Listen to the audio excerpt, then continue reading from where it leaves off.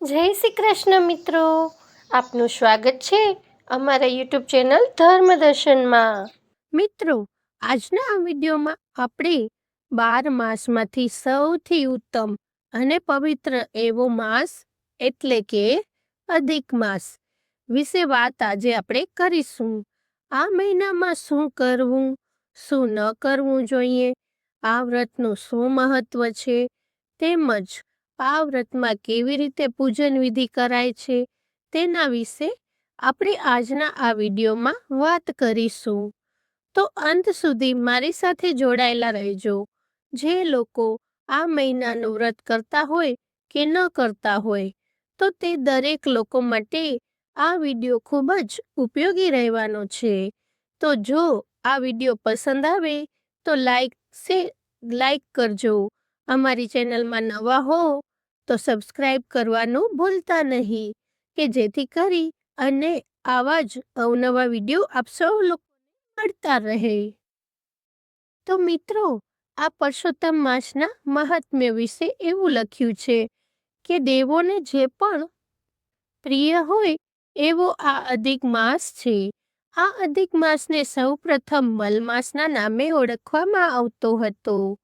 મલ માસ એટલા માટે કે આ માસમાં કોઈ પણ પ્રકારની સૂર્યની સંક્રાંતિ થતી નથી અને આ એક વધારાનો માસ હતો.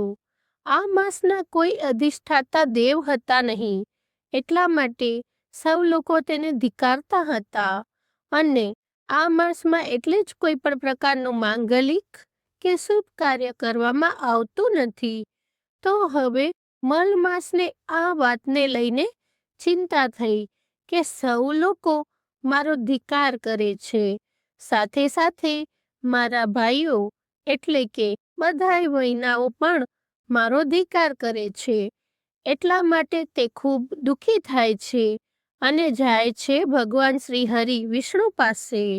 વૈકુંઠમાં તો હવે ભગવાન શ્રી વિષ્ણુ તેને ગૌલોકમાં ભગવાન શ્રી કૃષ્ણ પાસે લઈ જાય છે અને આ મલમાસની સર્વ દુઃખદ કથા કહે છે કે ભગવાન આ મલમાસ છે કે જેનો કોઈ અધિષ્ઠાતા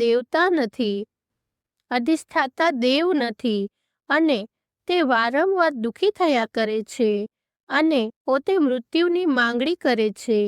ત્યારે ભગવાન શ્રી કૃષ્ણ તેને આશ્વાસન આપતા કહ્યું કે મારા જે ધામમાં આવ્યો હોય તે ક્યારે દુઃખી થતો નથી. જે મને ભજે છે એને હું ભજું છું, જે મને યાદ કરે છે એને હું યાદ કરું છું. અને આવી રીતે ભગવાન શ્રી કૃષ્ણને કહી ને તે મલમાસના અધિષ્ઠાતા દેવ બને છે અને પુરુષોત્તમ રૂપ ધારણ કરે છે અને આવી રીતે મલમાસના અધિષ્ઠાતા દેવ ભગવાન શ્રી કૃષ્ણ પુરુષોત્તમ સ્વરૂપ બને છે. એટલા માટે આ મલમાસને હવેથી આપણે ત્યાં પુરુષોત્તમ માસ તરીકે ઓળખવામાં આવે છે. પુરુષોત્તમ માસની કથા. અધ્યાય પહેલો. નૈમિષારણ્યમાં યજ્ઞ. નૈમિષારણ્યમાં યજ્ઞ કરવાની ઈચ્છાથી ભૃગુ, અંગસ્ય, અંગસત્ય, કપિલ, કાત્યાયન, ગૌતમ, કૌશિક, અત્રિ, ગર્ગ, જમદગ્નિ, ભારદ્વાજ, શૌનક, જૈમિની, ઉદિલક આદિ અનેક ઋષિ મુનિઓ અને તપસ્વીઓ પોતાના શિષ્ય સમુદાય સાથે અહીં એકત્ર થયા હતા. તેઓ યજ્ઞ કરવાની તૈયારી કરી રહ્યા હતા.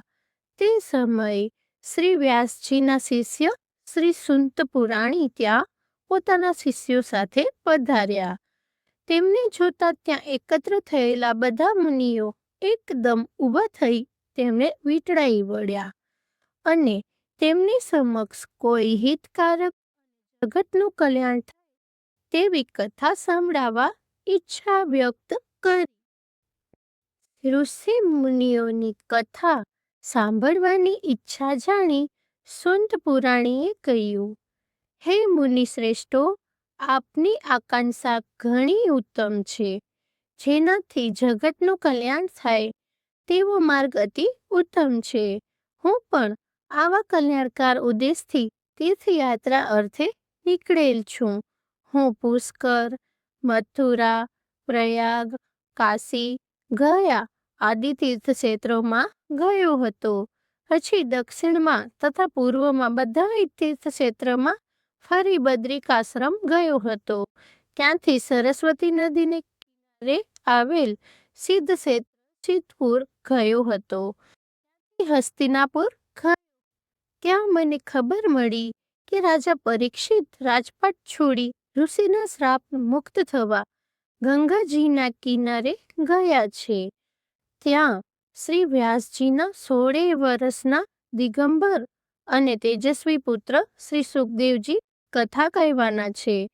અહીં અનેક ઋષિ મુનિઓ તપસ્વીઓ કથા સાંભળવા એકત્ર થયા હતા. હું પણ આ કથાનો લાભ લેવાના આશરે ત્યાં જઈ પહોંચ્યો. એક ઊંચા આસન ઉપરથી શ્રી સુખદેવજી બિરાજમાન હતા.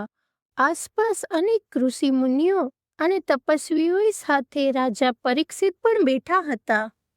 રાજા પરીક્ષિતે શ્રી સુખદેવજી સમક્ષ જીવન મુક્તિ થાય તેવી કથા સંભળાવવા વિનંતી કરી. આ વિનંતીને માન આપી શ્રી સુખદેવજીએ શ્રીમદ ભગવત કથાનો આરંભ કર્યો. આ શ્રીમદ ભગવત કથા 7 દિવસ ચાલી. 7મે દિવસે પરીક્ષિત રાજાની જીવન મુક્તિ થઈ તે મેં પ્રત્યક્ષ જોયું હતું. ત્યાં મારા સાંભળવામાં આવ્યું કે નેમિષારણ્યમાં જગ કલ્યાણ અર્થે યજ્ઞ થઈ રહ્યો છે અને તેમાં અનેક ઋષિ મુનિઓ એકઠા થનાર છે. આ બધાના દર્શનના હેતુથી હું અહીં આવ્યો છું. હું આપના દર્શન કરી કૃતકૃત્ય થયો છું. શ્રી બૃહદ નારાયણદીય પુરાણના પુરુષોત્તમ મહાત્મ્યનો નેમિષારણ્યમાં યજ્ઞ નામનો પહેલો અધ્યાય સંપૂર્ણ.